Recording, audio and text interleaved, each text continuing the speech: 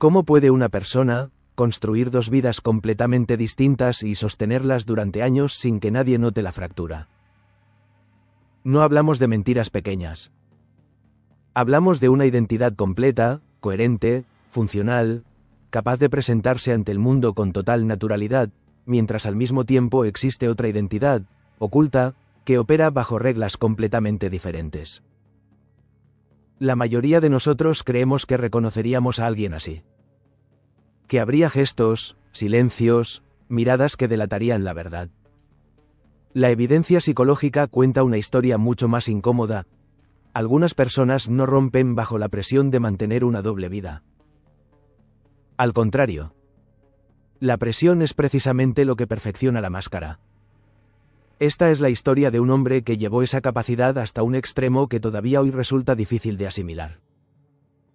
No para explicar el horror de sus actos, eso ya lo conoce buena parte del público, sino para entender el proceso psicológico que lo hizo posible. Porque antes de ser noticia, John Wayne Gacy fue un niño. Y en ese punto es donde empieza cualquier intento serio de comprensión. John Wayne Gacy nació el 17 de marzo de 1942 en Chicago, Illinois. Murió ejecutado el 10 de mayo de 1994, tras ser declarado culpable de la violación y asesinato de 33 jóvenes y adolescentes entre 1972 y 1978. Estos son los hechos que cualquier enciclopedia puede ofrecer. Lo que no puede ofrecer una enciclopedia es el proceso. ¿Cómo una persona llega hasta ahí? ¿Qué se acumula, capa sobre capa, durante décadas, hasta formar algo así? Gacy no encaja en el estereotipo popular del asesino aislado, extraño, evidentemente perturbado. Era empresario, estaba casado 2 veces, participaba activamente en la vida política de su comunidad, organizaba eventos benéficos y llegó a ser fotografiado junto a la esposa de un presidente de Estados Unidos. Ese contraste entre la fachada pública y la realidad oculta no es un detalle anecdótico de esta historia. Es el centro de ella.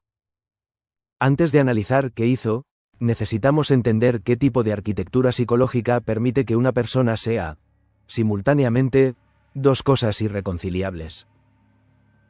La teoría del apego, desarrollada originalmente por John Bowlby, sostiene algo que hoy parece evidente pero que en su momento fue revolucionario.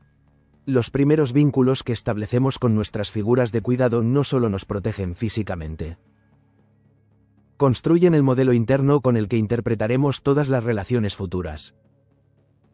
Si ese vínculo temprano transmite seguridad, la persona tiende a desarrollar la creencia de que el mundo es un lugar donde puede confiar en los demás. Si transmite amenaza o imprevisibilidad, la persona construye un modelo distinto, uno donde hay que estar alerta, donde hay que protegerse, donde el afecto no es confiable. En el caso de Gacy, los testimonios de familiares y las reconstrucciones biográficas posteriores describen un hogar dominado por la figura de John Stanley Gacy, su padre, un hombre con problemas de alcoholismo y con un patrón de violencia verbal y psicológica hacia su hijo. Es importante ser precisos aquí. No existe documentación clínica contemporánea que certifique diagnósticos formales sobre el padre. Lo que sí existe son testimonios reiterados, de la propia familia, sobre un patrón de humillación constante. Frases dirigidas al niño que cuestionaban su masculinidad, su valor, su capacidad. Un patrón que los especialistas en desarrollo infantil asocian con lo que hoy llamaríamos maltrato psicológico sostenido. ¿Por qué esto importa tanto? Porque un niño no nace sabiendo si es valioso o no. Lo aprende observando cómo lo tratan las personas más importantes de su vida. Cuando ese aprendizaje se construye sobre el rechazo constante, no desaparece en la adultez. Se transforma. Se disfraza. Pero permanece. La relación con el padre merece un análisis más detallado, porque en ella aparece uno de los mecanismos psicológicos más relevantes para entender lo que vendría después, el refuerzo intermitente. El refuerzo intermitente ocurre cuando el afecto o la aprobación no se entregan de manera constante, sino de forma impredecible. A veces el padre lo humillaba. A veces, ocasionalmente, mostraba algo parecido al orgullo. Este patrón bien documentado en psicología conductual genera un efecto paradójico. En lugar de que la persona se aleje de quien la trata mal, desarrolla una necesidad todavía más intensa de obtener su aprobación. Es el mismo mecanismo que explica por qué las relaciones de control coercitivo resultan tan difíciles de abandonar. La incertidumbre sobre cuándo llegará la aprobación mantiene a la persona enganchada, buscando el momento en que finalmente será suficiente. John Wayne Gacy pasó gran parte de su vida adulta, según múltiples entrevistas y análisis biográficos, buscando obsesivamente el reconocimiento externo. Reconocimiento profesional, reconocimiento comunitario, reconocimiento político. Los investigadores que estudiaron su caso coinciden en que esta búsqueda no era simple ambición. Era la repetición, en otro escenario, de la misma necesidad infantil nunca resuelta, de mostrarle a una figura de autoridad que finalmente valía algo. Su madre, por otro lado, es descrita en los relatos familiares como una figura más protectora, aunque incapaz de contrarrestar la dinámica establecida por el padre. Esto es relevante porque en muchos casos de desarrollo de personalidades antisociales no encontramos ausencia total de afecto, sino un afecto insuficiente para compensar el daño producido por la figura dominante del hogar. Durante su adolescencia, Gacy desarrolló varios problemas de salud, entre ellos una afección cardíaca que lo mantenía al margen de actividades físicas junto a otros chicos de su edad. En un contexto familiar donde la masculinidad se medía en términos de fuerza y resistencia, esta limitación se convirtió en otro motivo de desprecio por parte de su padre. Aquí aparece un concepto importante. La deshumanización comienza, muchas veces, dentro del propio hogar. No hablamos todavía de la deshumanización que Gacy ejercería después sobre sus víctimas, sino de una previa, la manera en que él mismo fue tratado como menos, como insuficiente, como defectuoso. Los adolescentes que crecen bajo esta dinámica suelen desarrollar uno de dos caminos, según la literatura sobre desarrollo de la personalidad.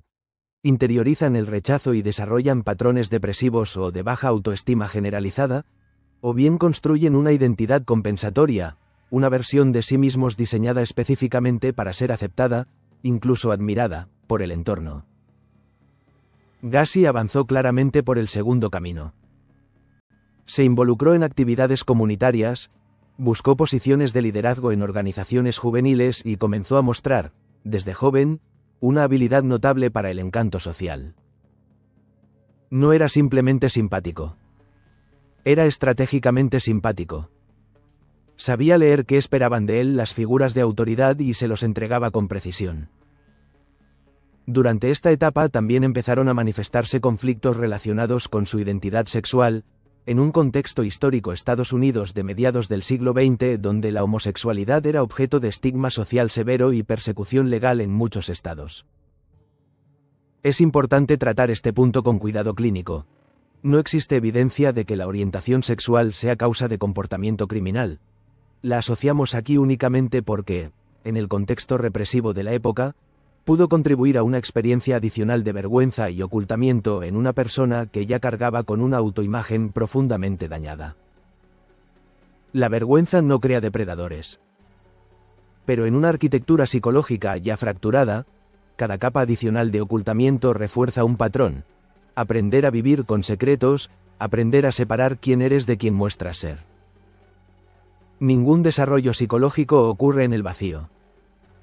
El contexto social de la época en la que creció Gacy, el Chicago de mediados de siglo, con su fuerte cultura de respetabilidad, apariencia y ascenso social, ofrecía un terreno particularmente fértil para alguien que había aprendido, desde niño, que el valor personal se demuestra hacia afuera. La psicología social ha documentado extensamente cómo los entornos que premian la apariencia por encima de la autenticidad, comunidades cerradas, estructuras religiosas o cívicas rígidas, culturas de mantener las formas, facilitan que ciertas personas desarrollen fachadas elaboradas como estrategia de supervivencia social. No se trata de que la sociedad cause el comportamiento criminal. Se trata de que ciertos entornos ofrecen más recompensas por la actuación que por la autenticidad, y una persona ya entrenada en ocultar quién es realmente encuentra en ese entorno un lugar donde puede prosperar precisamente actuando. Gacy se convirtió, con los años, en miembro activo de los Jaycees, una organización cívica estadounidense, alcanzando posiciones de cierta relevancia local. Este dato no es anecdótico. Le permitió acceder a redes de contactos, reputación comunitaria y una capa adicional de credibilidad que después resultaría decisiva para que las sospechas tardaran años en materializarse en una investigación seria. En 1968, mientras vivía en Waterloo, Iowa, Gacy fue condenado por coacción y abuso sexual contra un adolescente. Este es un hecho documentado judicialmente, no una hipótesis. Cumplió parte de una condena de 10 años y fue liberado en libertad condicional en 1970, tras aproximadamente 18 meses. Este episodio es crucial para el análisis psicológico por varias razones. Primero, desmiente cualquier narrativa de que el comportamiento predatorio apareció de repente en la etapa de Chicago. Existía ya, documentado, años antes. Segundo, muestra un patrón que los especialistas en conducta criminal describen como fundamental: la capacidad de reconstruir una identidad pública limpia después de una condena. Gacy se divorció de su primera esposa durante el proceso judicial, se trasladó de ciudad y, en poco tiempo, comenzó a levantar una nueva vida en Chicago con una reputación completamente nueva. No hubo un proceso largo de recuperación ni de introspección aparente. Hubo, en cambio, una capacidad casi inmediata de reconstruir la fachada. Este patrón conecta con un concepto central de la tríada oscura de la personalidad: la capacidad de compartimentar.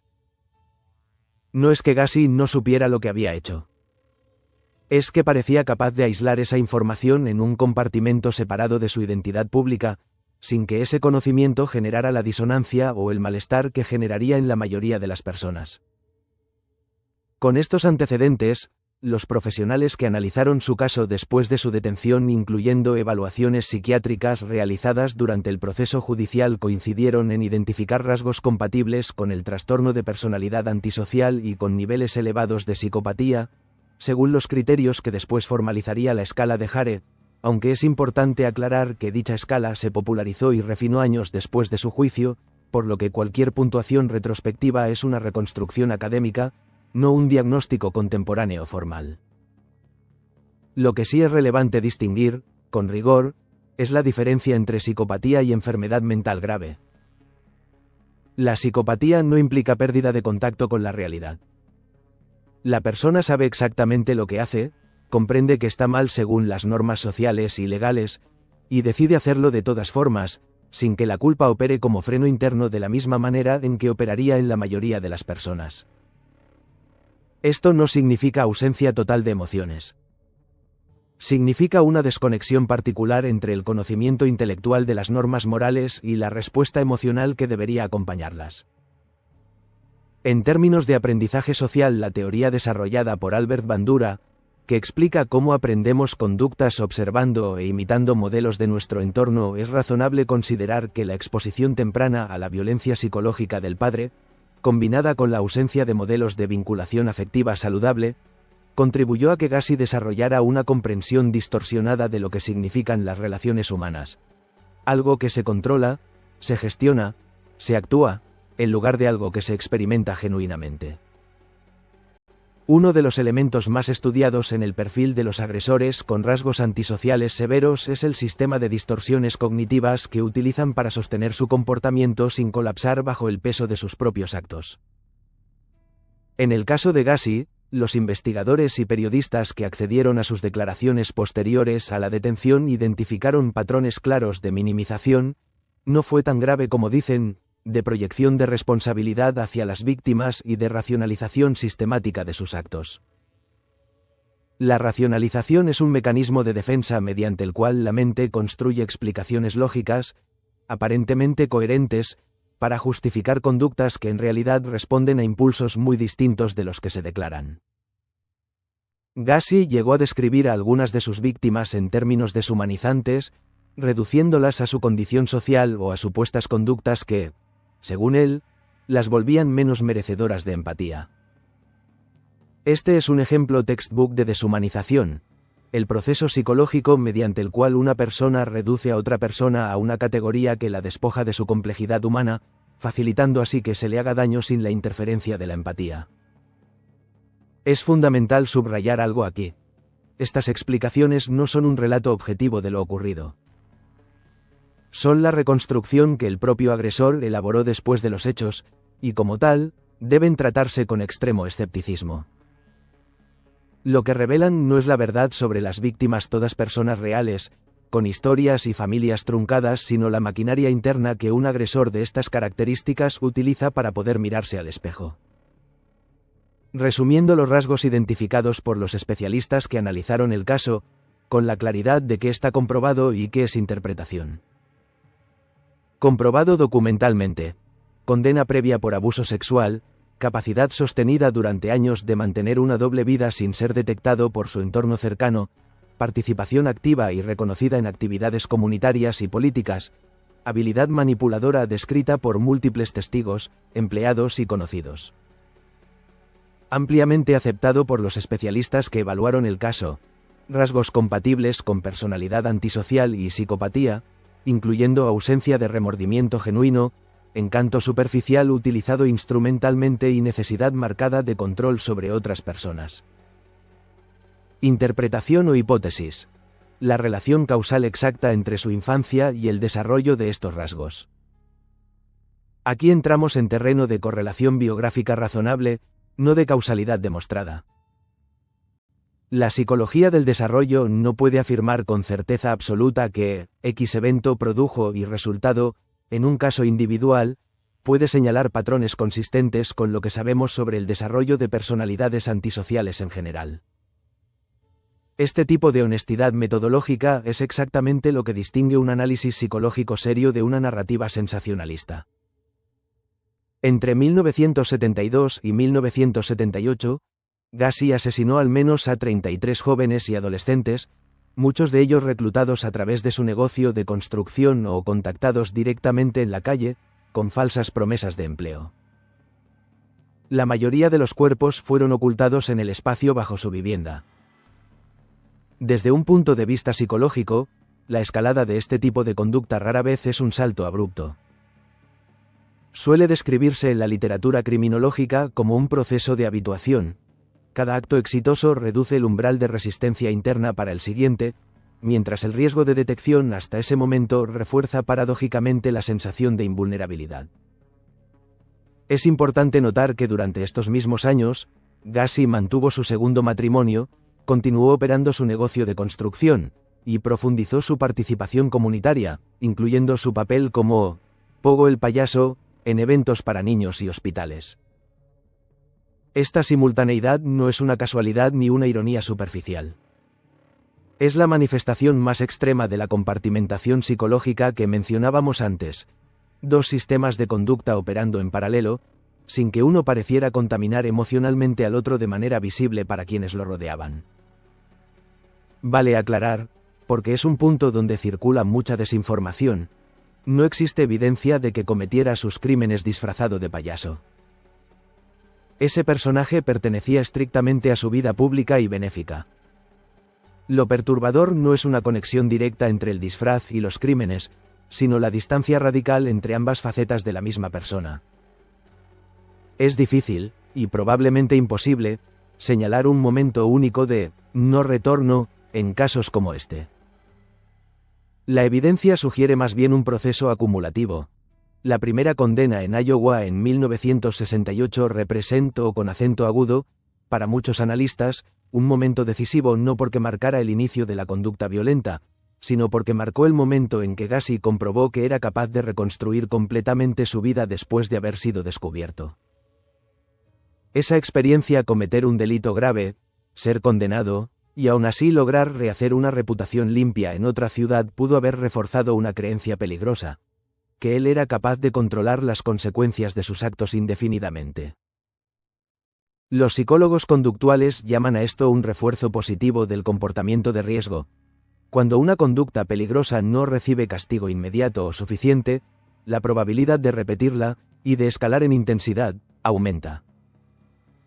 En las entrevistas concedidas durante su tiempo en el corredor de la muerte, Gacy sostuvo hasta el final versiones contradictorias de los hechos, llegando incluso a negar responsabilidad directa en varios de los asesinatos, atribuyendo parte de la culpa a un empleado. Este patrón de negación parcial, combinado con momentos de minimización y justificación selectiva, es consistente con lo que la psicología forense describe en sujetos con rasgos psicopáticos severos, no una negación total e ingenua, sino una gestión estratégica del relato, diseñada para preservar alguna forma de autoimagen aceptable, incluso frente a la evidencia abrumadora. La disonancia cognitiva, la tensión psicológica que surge cuando nuestras acciones contradicen nuestra autoimagen, normalmente empuja a las personas a cambiar su comportamiento o a modificar genuinamente sus creencias. En sujetos con los rasgos que describimos aquí, ese proceso parece anularse o redirigirse. En lugar de resolver la tensión reconociendo el daño causado, la resuelven reescribiendo la narrativa de los hechos. Uno de los aspectos más perturbadores, y más estudiados, de este caso es la reacción o más bien la falta de reacción de quienes rodeaban a Gacy. Vecinos, empleados e incluso miembros de su familia describieron después una sensación retrospectiva de incredulidad. Parecía un buen hombre, siempre fue amable con nosotros, nunca noté nada extraño. Esto no revela ingenuidad ni negligencia por parte de esas personas. Revela algo mucho más incómodo sobre la psicología humana en general. Tendemos a confiar en la coherencia entre la conducta observable y el carácter real de una persona.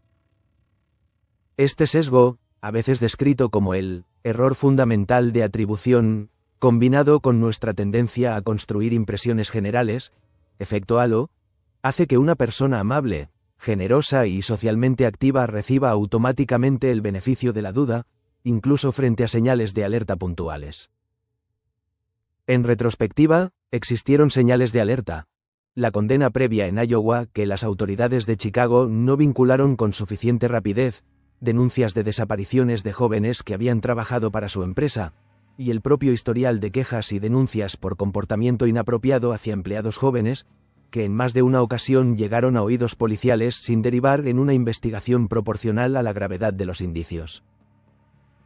Es importante evitar aquí la tentación retrospectiva de juzgar con la información que hoy tenemos disponible. El llamado sesgo retrospectivo nos hace ver como obvias señales que, en su momento, se presentaban dispersas, ambiguas y sin la conexión que solo el tiempo y la investigación posterior pudieron establecer. Dicho esto, el caso Gacy se convirtió, dentro de la criminología estadounidense, en un ejemplo citado con frecuencia sobre la importancia de tomar en serio los antecedentes de conducta sexual violenta al evaluar denuncias posteriores, incluso cuando el sospechoso proyecta una imagen pública impecable.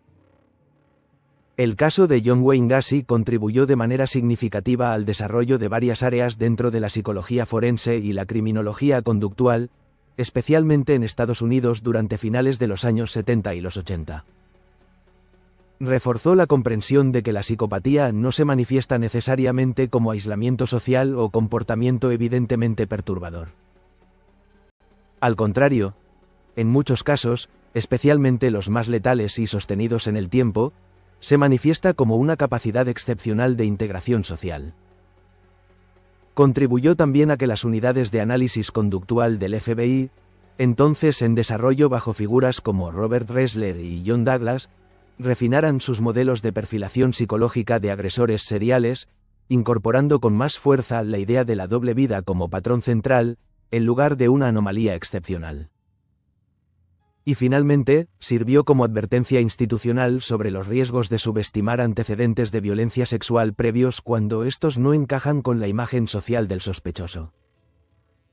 17. Reflexión final. No existe una fórmula que explique con precisión matemática cómo un niño humillado en Chicago se convierte, décadas después, en uno de los nombres más asociados al horror en la historia criminal de Estados Unidos. La psicología no ofrece esa certeza, y cualquier relato que la prometa está simplificando algo que, por definición, no admite simplificación. Lo que sí podemos sostener, con el respaldo de la evidencia disponible, es que ciertos elementos se repiten con inquietante consistencia en casos de esta naturaleza. El rechazo temprano y sostenido, la necesidad compensatoria de aprobación externa, la capacidad aprendida de compartimentar identidades, y una desconexión emocional que permite cometer daño sin que la culpa funcione como el freno que funciona en la mayoría de nosotros. Ninguno de estos elementos, por separado, produce un asesino. Millones de personas cargan con infancias dolorosas y jamás lastiman a nadie. La responsabilidad última de lo ocurrido pertenece, exclusivamente, a quien decidió actuar así. Pero entender el camino psicológico que atravesó no es un ejercicio de morbo ni de justificación. Es, quizás, la única herramienta real que tenemos para reconocer, a tiempo, las señales que en su momento nadie supo leer. Detrás de cada sonrisa cuidadosamente construida hay una historia. No siempre termina así. Pero cuando termina así, vale la pena entender por qué.